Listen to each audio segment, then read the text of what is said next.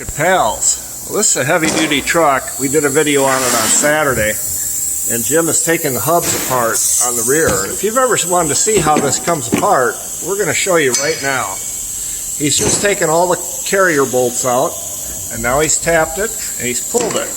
Now what's coming out is the axle. This is a dual wheel rear end, and this is how they come apart. Jim is pulling the axle now,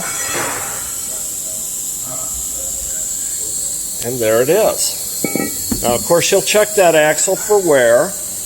And Jim, what are you replacing on this? Well, I'm replacing the rotors and the whole hub assembly. The whole hub assembly, because this is the one that had the broken bolt. Yeah, it had a couple bolts broke off in here, and the customer, which shouldn't have bothered it, but the customer wanted it for peace of mind. Now, what's the next step to get this apart? What do you have to do? I'm going to have to get a locking clip off of here and then take the ring out and pull the whole thing apart. Now, folks, what I'm going to do is I'm going to stop this video here, and as soon as Jim gets these locking pliers, we'll come back with a video and show you how this comes apart.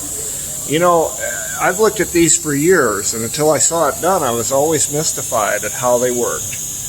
If you've got a heavy-duty pickup or a heavy-duty truck like this flatbed, bring it to Pals. We're equipped to handle it. See you soon.